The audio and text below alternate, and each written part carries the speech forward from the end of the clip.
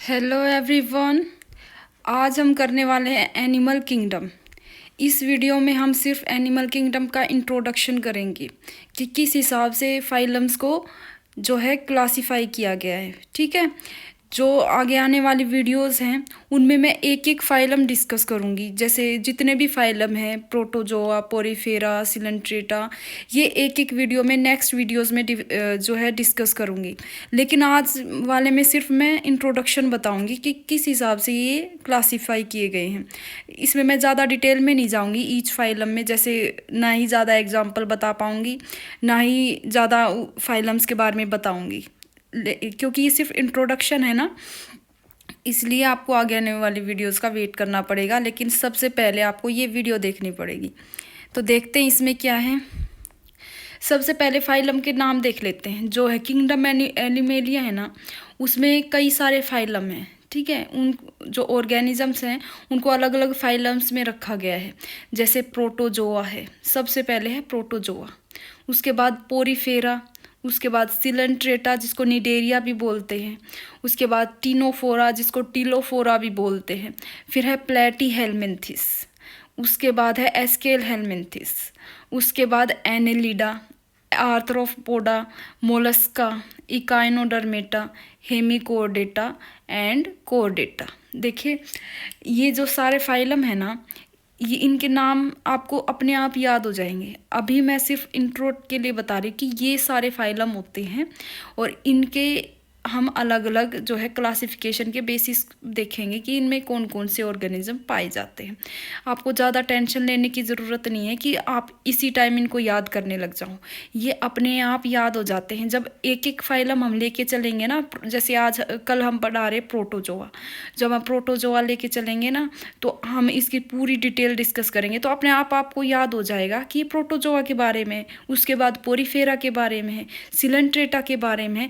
ये आपको अपने आप ही याद हो जाएगा। ठीक है, यहाँ पर सिर्फ आप एक नज़र देख लीजिए इनको। ठीक है, अब देखते हैं आगे क्या है।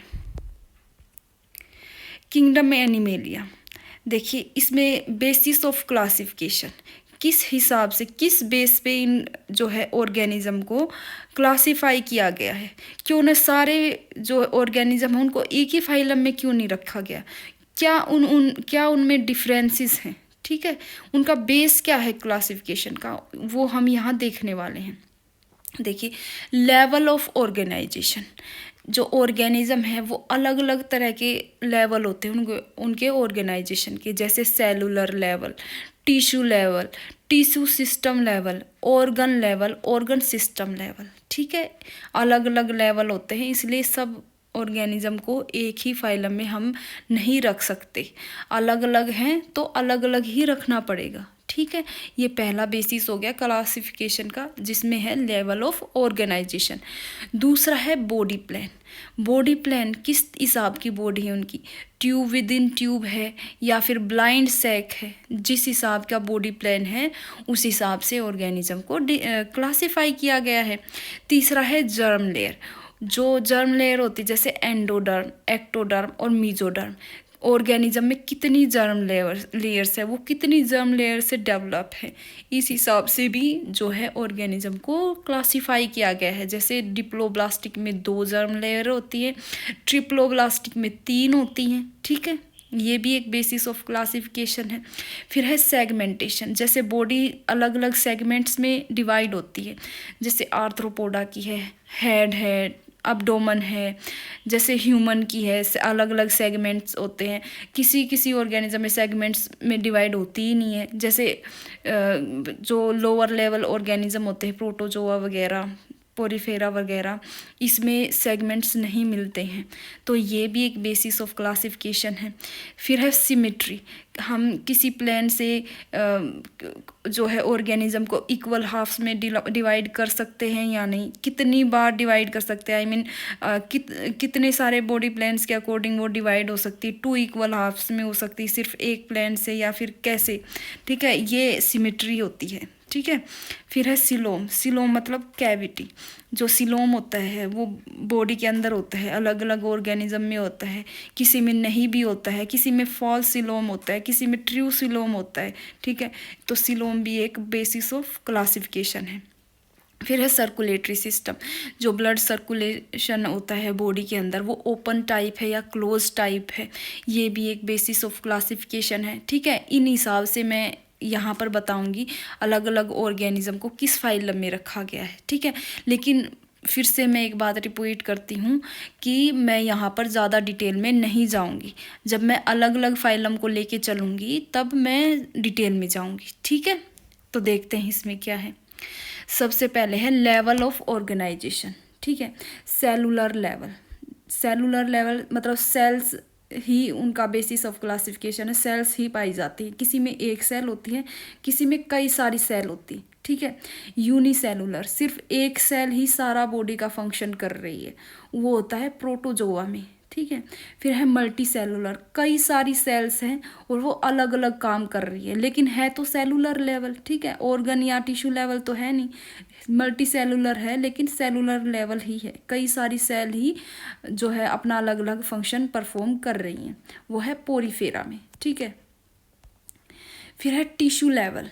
टिश्यू लेवल, टिश्यू का मतलब क्या होता है, group of sales having specific function. ठीक है, इसमें ग्रुप ऑफ सेल्स होती हैं। पहले जो बेसिक था वो सेलुलर लेवल था, अब थोड़ा आगे बढ़ा है, वो बन गया टिश्यू लेवल।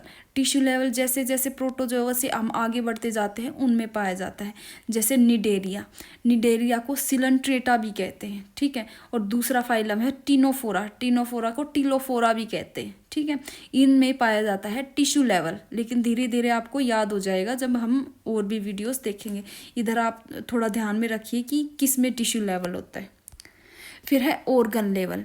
ऑर्गन्स क्या होते हैं, ग्रुप ऑफ टिश्यूज़।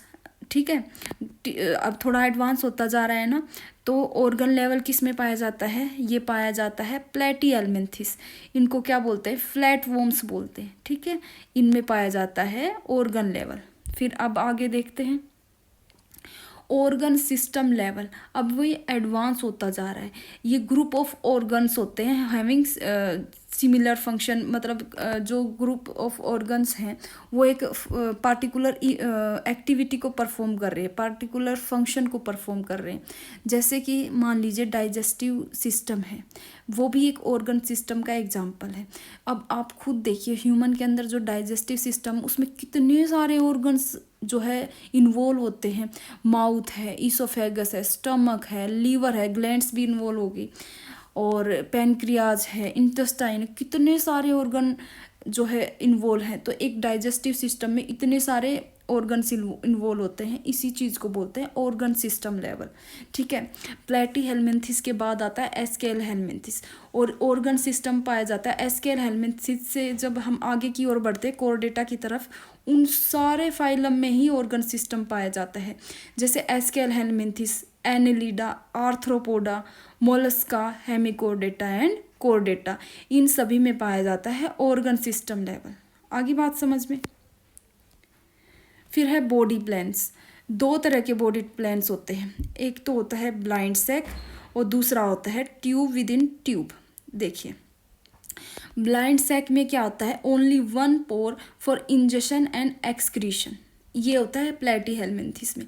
देखिए जो कंप्लीट, मान लीजिए मैं एग्जांपल दे रही हूँ यहाँ पे, जो कंप्लीट डाइजेस्टिव सिस्टम होता है ना, उसमें इंजेक्शन के लिए माउथ है और एक्सक्रीशन के लिए एनस है, तो दो पोर प्रेजेंट हैं, उसको कंप्लीट डाइजेस्टिव सिस्टम बोलते हैं।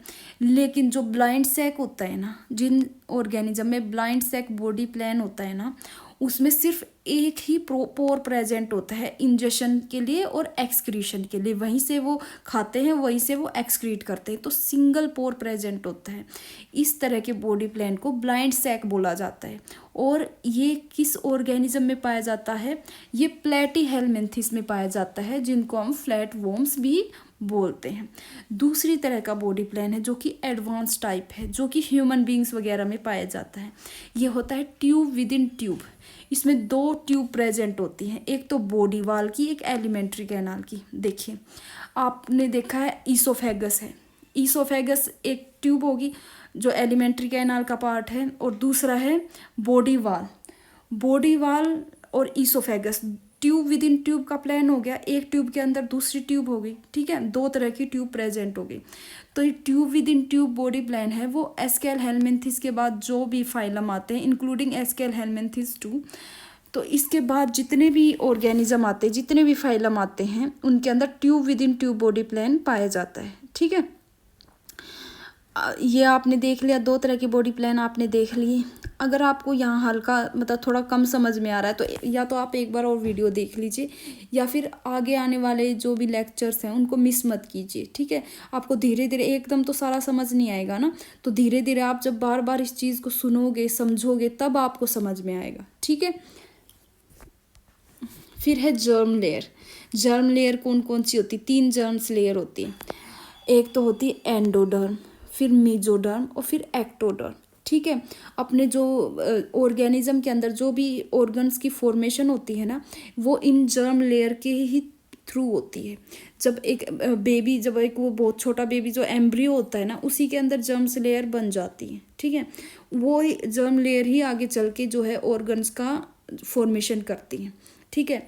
अब जर्म्स लेयर के हिसाब से भी ऑर्गेनिज्म को बांटा गया है। डिप्लोब्लास्टिक, डिप्लो यानी सिर्फ 2 जर्म लेयर होती हैं इसके अंदर, एक तो एंडोडर्म होती है, एक एक्टोडर्म होती है। मेसोडर्म जो है वो अब्सेंट होती है, ठीक है। इनके अंदर सिर्फ 2 जर्म लेयर होती हैं, लेकिन इनके अंदर एक एसेलुलर जो है पाया जाता है, जो स्ट्रक्चर है इंडोडर्म एंड एक्टोडर्म के बीच में एक एसेलुलर जेली लाइक स्ट्रक्चर पाया जाता है जिसको मीजोग्लिया बोलते हैं। लेकिन ये ट्रू मेसोडर्म नहीं होती, इसलिए तो ये डिप्लोब्लास्टिक है। ये ट्रू मेसोडर्म नहीं होती है। ये mesoglea is present between endoderm and ectoderm, ठीक है, लेकिन ये ट्रू जो है मेसोडर्म नहीं होती है। इसके एग्जाम्पल है जो लोअर ऑर्गेनिज्म है ना, वो डिप्लोब्लास्टिक होते हैं, ठीक है। इनके एग्जाम्पल है पोरीफेरा, सिलेंट्रेटा एंड टीनोफोरा, ठीक है। ये 3 जो फाइलम है वो डिप्लोब्लास्टिक होती हैं। लेकिन जब जब जब जब हम आगे बढ़ते जाते हैं, बेसिक से एडवांस की तरफ जाते हैं, तो जो ऑर्गेनिज्म है वो ट्रिप्लोब्लास्टिक बन जाते हैं, यानी 3 जर्म लेयर बन जाती हैं। उनके अंदर 3 जर्म लेयर प्रेजेंट होती हैं, एंडोडर्म, मेसोडर्म एंड एक्टोडर्म, ठीक है। 3 जर्म लेयर प्रेजेंट होती हैं उनके अंदर, ठीक है। वो कौन से? प्लेटीहेल्मिन्थेस से अबो जो फाइलम है ना, इंक्लूडिंग प्लेटीहेल्मिन्थेस टू, उनके बाद जो भी फाइलम आते हैं वो सभी ट्रिप्लोब्लास्टिक हो रहे हैं। आप एक बात नोटिस कीजिए कि जब जब हम बेसिक से एडवांस होते जा रहे हैं, तो जो कैरेक्टर्स हैं वो भी बेसिक से एडवांस होते जा रहे हैं, ठीक है। तो शुरू में जो फाइलम थे उसमें बेसिक सा जो है क्लासिफिकेशन है, बेसिक सा रोल है ऑर्गन्स का। लेकिन जब हम एडवांस की तरफ होते जा रहे हैं ना, तो ये चीज़ें भी एडवांस होती जा रही, कॉम्प्लेक्स होती जा रही हैं, ठीक है। ये आप इस चीज़ को ध्यान रखें। प्लेटीहेल्मिन्थेस से कोर्डेटा की तरफ जब हम जाते हैं तो सभी ट्रिप्लोब्लास्टिक हो जाते हैं ऑर्गेनिज्म। आगे बात समझ में। और ट्रिप्लोब्लास्टिक की क्या खास बात है कि इसके अंदर मेसोडर्म प्रेजेंट है। आगे बात समझ में। ये मैंने एनसीईआरटी से लिया है, ठीक है। एनसीईआरटी में बहुत ही मतलब 11th क्लास की एनसीईआरटी है, बहुत ही सिंपल डायग्राम दिए गए हैं, तो आप एक बार उसको भी देखिए, ठीक है। उसको साथ लेके चलना है, ठीक है। देखिए जो फिगर 1 है वो देखिए, ठीक है। इसमें मेसोग्लिया प्रेजेंट है, एंडोडर्म और एक्टोडर्म के बीच मेसोग्लिया प्रेजेंट है, वो ट्रू मेसोडर्म नहीं है, ठीक है। ये तो है पहला, जिसके अंदर मेसोडर्म नहीं है, वो डिप्लोब्लास्टिक है। जो फिगर ए है वो डिप्लोब्लास्टिक है, जो फिगर बी है वो ट्रिप्लोब्लास्टिक एनिमल्स का है। देखिए इसके अंदर एक्टोडर्म और एंडोडर्म के बीच मेसोडर्म प्रेजेंट है, ठीक है, इसीलिए ये ट्रिप्लोब्लास्टिक है। आगे बात समझ में, डिफ्रेंशिएट कर पा रहे हैं आप, ठीक है। फिर है सेगमेंटेशन। जो बॉडी होती है वो सेगमेंट्स में भी डिवाइड होती है। कई ऑर्गेनिज्म में सेगमेंट्स प्रेजेंट होते हैं, कई में सेगमेंट प्रेजेंट नहीं होते हैं, ठीक है। जैसे 2 टाइप की है, फॉल्स सेगमेंटेशन, ठीक है, जो ट्रू सेगमेंट्स प्रेजेंट नहीं है, और दूसरा है ट्रू सेगमेंटेशन जिसमें ट्रू सेगमेंट्स प्रेजेंट हैं। जैसे जो फॉल्स सेगमेंटेशन में यहाँ क्यों कह रही हूँ, जैसे सेगमेंटेशन का भी एक रूल होता है कि जो सेगमेंट्स हैं वो फिक्स्ड नंबर में होते हैं। ऐसा नहीं है कि किसी में 50 सेगमेंट्स है, किसी में 100 है, किसी में 150, ऐसे नहीं है, वो फिक्स नंबर होते हैं, ठीक है। वो ट्रू सेगमेंटेशन की निशानी होती है कि वो फिक्स सेगमेंट्स होते हैं उसके अंदर। लेकिन जिसमें फिक्स नहीं होते, साइज भी वेरी करता है, ऐसे सेगमेंटेशन को फॉल्स सेगमेंटेशन बोलते हैं। ठीक है, लेकिन जैसे ट्रू सेगमेंटेशन एनेलिडा अर्थवॉर्म के अंदर है। ठीक है, वो सीरियल रिपीटेशन ऑफ ऑर्गन्स, मतलब जो सेगमेंट्स है वो सीरियल रिपीटेशन शो करता है, मतलब वो बार बार प्रेजेंट होते हैं, तो उसको बोलते हैं ट्रू सेगमेंटेशन।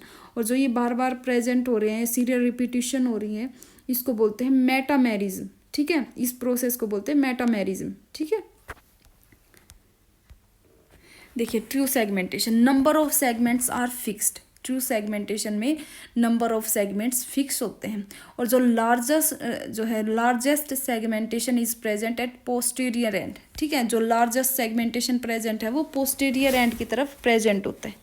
ठीक है, जो एक्सटर्नल सेगमेंटेशन होते हैं वो होते हैं आर्थ्रोपोडा में। आप आर्थ्रोपोडा की जो ऑर्गेनिज्म जैसे कॉकरोच वगैरह है उसमें एक्सटर्नल सेगमेंटेशन प्रेजेंट होता है। आप बाहर से भी देख सकते हैं उसको, बॉडी कितने जो है सेगमेंट्स में डिवाइड है, जैसे हेड अलग आप देख पा रहे हैं, एब्डोमेन देख पा रहे हैं। ठीक है, उसमें एक्सटर्नल सेगमेंटेशन देखा जाता है।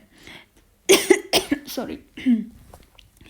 जो इंटरनल सेगमेंटेशन है वो कोर्डेट्स में देखा जाता है। ठीक है, जैसे ह्यूमन बीइंग, इनके अंदर इंटरनल सेगमेंटेशन प्रेजेंट होता है। जो मेटामेरिक सेगमेंटेशन है वो एनालिडा के अंदर देखा जाता है। ठीक है, एनालिडा का एग्जाम्पल है अर्थवॉर्म।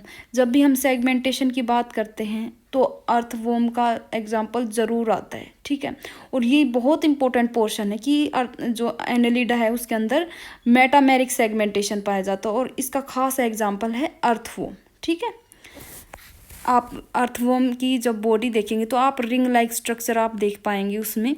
ठीक है, उन जिनको एनुलस बोलते हैं, और उनकी सीरियल रिपीटेशन होते हैं, इसको बोलते हैं मेटामेरिज्म। ठीक है, फिर है फॉल्स सेगमेंटेशन। शूडो सेगमेंटेशन जिसको बोलते हैं वो है टेप वॉर्म के अंदर होती है। आगे बात समझ में, शूडो सेगमेंटेशन टेप वॉर्म के अंदर। टेप वॉर्म किसका एग्जाम्पल है? ये प्लेटीहेलमिन्थिस का एग्जाम्पल है। ठीक है, इसके अंदर शूडो सेगमेंटेशन पाई जाती है। आगे बात समझ में, फिर है सिमेट्री। सिमेट्री मतलब जब भी कोई, जो हम बॉडी को डिवाइड करने की कोशिश करते हैं सेंट्रल एक्सिस से। ठीक है, जब भी कोई प्लेन है, बॉडी प्लेन है, उसको हम डिवाइड करते हैं तो क्या वो दो इक्वल हाफ में डिवाइड हो सकता है या नहीं हो सकता है, इस चीज़ को बोलते हैं सिमेट्री। ठीक है, अगर वो डिवाइड हो रहा है तो वो है सिमेट्रिकल ऑर्गेनिज्म। अगर वो डिवाइड नहीं हो रहा, मतलब अगर हम उसको बीच से कट कर रहे हैं तो वो दो इक्वल हाफ में या फिर कितने भी हाफ में डिवाइड नहीं हो रहा है तो वो एसिमेट्रिकल है। अगर वो डिवाइड हो रहा है इक्वल में, ठीक है, तो वो है सिमेट्रिकल। आगे बात समझ में, जैसे एसिमेट्रिकल ऑर्गेनिज्म होते हैं वो पोरीफेरा, मतलब किसी भी प्लांट से हम इसको डिवाइड करें ना, इसके ऑर्गेनिज्म को, तो वो सिमेट्री शो ही नहीं करेंगे, वो इक्वल हाफ बनेगा ही नहीं, तो उन ऐसे ऑर्गेनिज्म को बोलते हैं एसिमेट्रिकल। लेकिन जो बाइलेटरल सिमेट्री होती है ना, मतलब सिर्फ एक जो है बॉडी प्लान उनको टू इक्वल हाफ में जो है बांट देता है, ऐसी सिमेट्री को बोलते हैं बाइलेटरल सिमेट्री। ये होती है प्लेटीहेलमिन्थिस टू कोर्डेटा एक्सेप्ट इकाइनोडर्मेटा। ये मैं बाद में बताऊंगी कि मैंने यहाँ इकाइनोडर्मेटा को अलग क्यों किया है। ठीक है, क्योंकि इकाइनोडर्मेटा में लार्वा में तो बाइलेटरल सिमेट्री होती है, अडल्ट में रेडियल सिमेट्री होती है, इसलिए ये एक एक्सेप्शन है। ठीक है, फिर है रेडियल सिमेट्री, मतलब किसी भी प्लान से हम, कई सारे प्लान होते हैं, किसी भी प्लान से हम इसको डिवाइड करेंगे ना ऑर्गेनिज्म को, तो वो रेडियल सिमेट्री शो करेगा। ठीक है, इसका एग्जांपल है सिलेंट्रेटा, अडल्ट इकाइनोडर्म्स। आगे बात समझ में, सिमेट्री का आगे आपको बात समझ में, लेकिन जब भी मैं आगे एक एक फाइलम कराऊंगी ना तो आपको और अच्छे से बताऊंगी। ठीक है, वहाँ आपको अच्छे से और समझ में आ जाएगी। अभी तो बेसिक्स कर रहे हैं ना, तो शायद आपको कम समझ में आ रहा होगा, पर मैं अपनी पूरी कोशिश कर रही हूँ कि आपको इधर ही समझ में आ जाए। ठीक है, अब देखिए ये भी एनसीईआरटी से डायग्राम लिया है मैंने। ये हाइड्रा है, जो है सिलेंट्रेटा है। देखिए हाइड्रा को हम कितने सारे प्लान दे रखे हैं, तो उससे हम डिवाइड कर रहे हैं, तो ये इक्वल हाफ में चेंज हो रहा है, मतलब इक्वल हाफ में डिवाइड हो रहा है, दो इक्वल हाफ बन रहे हैं। ठीक है। तो इसी को बोलते हैं सिमेट्रिकल ऑर्गेनिज्म, ठीक है। और ये है रेडियल सिमेट्री, क्योंकि कई सारे प्लेन से इक्वल हाफ में डिवाइड हो रहा है ना, तो ये है रेडियल सिमेट्री। आगे बात समझ में।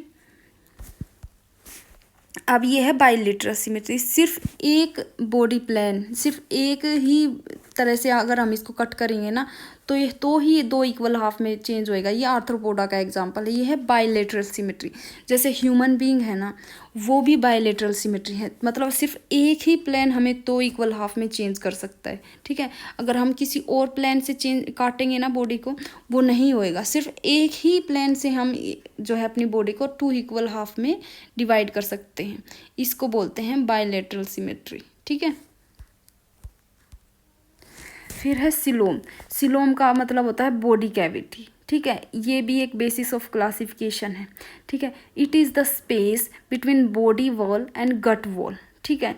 ये स्पेस होता है, ये कैविटी होती है बॉडी वॉल और गट वॉल के बीच में। आगे डायग्राम भी दिखाने वाली हूँ, ठीक है। जैसे मैंने ट्यूब विद इन ट्यूब वाला जो कॉन्सेप्ट है वो समझाया था ना, जैसे एलिमेंट्री कैनाल है जो ईसोफेगस है, एक तो ईसोफेगस की वॉल होगी, एक बॉडी की वॉल हो गई, दोनों के बीच एक कैविटी प्रेजेंट होती है जिसको हम सिलोम बोलते हैं, ठीक है। इसकी खास बात क्या है, it is lined by mesoderm, ये मेजोडर्म से लाइन होती है, ठीक है। इसके हिसाब से भी ऑर्गेनिज्म को बांटा गया है किस में, एक तो एसिलोमेट में बांटा गया है, दूसरा स्यूडोसिलोमेट और तीसरा है यूसिलोमेट, ठीक है। एसिलोमेट वो होते हैं जिसके अंदर सिलोम प्रेजेंट नहीं होता है। स्यूडोसिलोमेट जो होते हैं वो फॉल्स सिलोम प्रेजेंट होता है। जो यूसिलोमेट होते हैं उनके अंदर ट्रू सिलोम प्रेजेंट होता है। आगे बात समझ में। एसिलोमेट देख लेते हैं। एसिलोमेट सिलोम नहीं है प्रेजेंट, एसिलोमेट यानी सिलोम प्रेजेंट नहीं है। ये किन किन ऑर्गेनिज्म में है, पोरीफेरा, सिलेंट्रेटा, टीनोफोरा एंड प्लेटीहेल्मिंथिस। ये पहले वाले जो 4-5 फाइलम है ना, इनके अंदर सिलोम प्रेजेंट नहीं है। अब इस चीज़ को थोड़ा एडवांस करने की कोशिश की गई, मतलब थोड़ा थोड़ा सिलोम बनने की प्रोसेस शुरू हुई है, ठीक है। तो वो है स्यूडोसिलोम, उसके बाद आए हैं स्यूडोसिलोमेट। इनके अंदर क्या है, फॉल्स सिलोम प्रेजेंट होता है, ठीक है। जो मेजोडर्म से लाइन होना चाहिए ना सिलोम, तो वो तो ट्रू सिलोम होता है, लेकिन जो स्यूडोसिलोम है ना, उसके अंदर मेजोडर्म के पाउचेज टाइप स्ट्रक्चर मिलती है, लेकिन वो ट्रू सिलोम नहीं है, तो इसको नाम दिया गया है स्यूडोसिलोम, ठीक है। ये होता है एस्केल हेलमिंथिस में। इंपॉर्टेंट क्वेश्चन है ये। एस्केल हेलमिंथिस के अंदर सिलोम जो है स्यूडोसिलोम होता है। एस्केल हेलमिंथिस का एग्जाम्पल क्या है, राउंड वॉर्म्स, ठीक है, राउंड वॉर्म्स। अब है यूसिलोमेट, ट्रू सिलोम होता है इसके अंदर। ट्रू सिलोम बहुत ही इम्पोर्टेंट है। एनिलिडा, ठीक है, एनिलिडा टू कोर्डेटा जो है यूसिलोमेट पाया जाता है, ट्रू सिलोम पाया जाता है, ठीक है। एनिलिडा के बाद जो भी फाइलम आते हैं including Annelida, Mollusca, Echinodermata, arthropoda जो भी हैं और कोर्डेटा, इनके अंदर ट्रू सिलोम पाया जाता है, तो इनको यूसिलोमेट बोलते हैं, ठीक है। एग्जाम्पल मतलब सॉरी जो है फिगर देखिए, ये है क्या नाम है, फिगर ए देखिए सिलोम कितने अच्छे से प्रेजेंट है, ठीक है। Body wall and alimentary canal की वॉल है, उसके अंदर देखिए कितने अच्छे से कैविटी प्रेजेंट है, तो इनको बोलते हैं सिलोमेट एनिमल्स, ठीक है। बी है, देखिए फिगर बी देखिए, ये स्यूडोसिलोम है। देखिए इसमें के अंदर जो है मेजोडर्म के पाउचेज प्रेजेंट हैं। आगे बात समझिए, मेजोडर्म के पाउचेज प्रेजेंट है, तो ये ट्रू सिलोम नहीं है। फिगर सी देखिए सबसे नीचे वाला, इसके अंदर सिलोम प्रेजेंट है ही नहीं, है ना, बिल्कुल भी कैविटी प्रेजेंट नहीं है, तो ये एसिलोमेट है, ठीक है। प्लेटीहेल्मिंथिस तक होते हैं एसिलोमेट। फिर है फेट ऑफ ब्लास्टोपोर। देखिए ब्लास्टोपोर एक पोर है जो सबसे पहले माउथ में कन्वर्ट होएगा या एनस में कन्वर्ट होएगा। इस हिसाब से भी जो है ऑर्गेनिज्म को क्लासिफाई किया गया है। प्रोटोस्टोम, प्रोटो मतलब फर्स्ट, स्टोम मतलब माउथ, ठीक है। प्रोटोस्टोम पहले जिसके अंदर माउथ की फॉर्मेशन होती है, ऐसे ऑर्गेनिज्म को प्रोटोस्टोम्स बोला जाता है। तो इसके एग्जाम्पल है SQL helminths, Annelida, arthropoda and Mollusca, ठीक है। इसके अंदर पहले माउथ की फॉर्मेशन होती है। लेकिन दूसरी तरह का प्लान क्या है, ड्यूटेरोस्टोम। ड्यूटेरोस्टोम मतलब माउथ की फॉर्मेशन बाद में होती है। प्रोटोस्टोम का मतलब माउथ की फॉर्मेशन पहले हो रही है, और डिटोरस्टोम का मतलब है माउथ की फॉर्मेशन बाद में हो रही है, ठीक है। ये पाया जाता है इकाइनोडर्मेटा, हेमिकोर्डेटा एंड कोर्डेटा, ठीक है। कोर्डेटा के अंदर जैसे मैमल्स आ गए, ह्यूमन बींग्स आ गए, ठीक है। इनके अंदर होता है डिटोरस्टोम, ठीक है। फिर है सर्कुलेटरी सिस्टम। सर्कुलेटरी सिस्टम यानी ब्लड सर्कुलेशन कैसे हो रहा है, वो ओपन हो रहा है या क्लोज्ड वे में हो रहा है। ओपन यानी उसके अंदर कोई आर्टरीज और वेन प्रेजेंट नहीं है, जो कि और टिश्यूज़ वगैरह ना, टिश्यूज़ वगैरह वो सीधे, जो टिश्यूज़ वगैरह है ना वो सीधे ब्लड के अंदर डिप हो रहे हैं, ठीक है। टिश्यूज़ वगैरह ब्लड के अंदर डिप हो रहे हैं, उसके अंदर कोई आर्टरीज एंड वेन प्रेजेंट नहीं है। आगे बात समझ में। लेकिन जो क्लोज सर्कुलेटरी सिस्टम है ना, उसके अंदर जो है आर्टरीज एंड वेन प्रेजेंट है, जैसे ह्यूमन बींग्स, ठीक है। मैं हर बार आपको ह्यूमन बींग का एग्जांपल क्यों दे रही हूँ, क्योंकि जब आप खुद से रिलेट कर पाएंगे ना तो आपको अच्छे से याद होगा कि मैं क्या समझाने की कोशिश कर रही हूँ। क्लोज के अंदर वेन्स और आर्टरीज प्रेजेंट है क्लोज सर्कुलेटरी सिस्टम के अंदर, और ब्लड इनके थ्रू ही सर्कुलेट होता है। ये एनेलिडा, कोर्डेटा एंड सिफेलोपोडा में होता है, ठीक है। सिफेलोपोडा एक मोलस्का का जो क्लास है। वैसे तो मोलस्का के अंदर ओपन होता है सर्कुलेटरी सिस्टम, लेकिन क्लोज सर्कुलेटरी सिस्टम में जो है मोलस्का के अंदर एक सिफेलोपोडा नाम की क्लास है, उसके अंदर क्लोज सर्कुलेटरी सिस्टम प्रेजेंट होता है, ठीक है। तो ये मैंने बेसिस ऑफ क्लासिफिकेशन करा दिया है, ये सिर्फ इंट्रोडक्शन ही है, ये पार्ट 1 है। अगर आपको ये अच्छा लगा है तो आप और आगे आने वाले लेक्चर्स ज़रूर देखें, ठीक है। इसके अंदर मैंने आपको सिर्फ जो बेसिक इन्फॉर्मेशन है वो दी है, लेकिन आगे जो वीडियोज़ आएंगे उनमें एक एक फाइलम जो है मैं डिस्कस करूँगी और आपको उनके बारे में पता चलेगा, ठीक है। Thank you.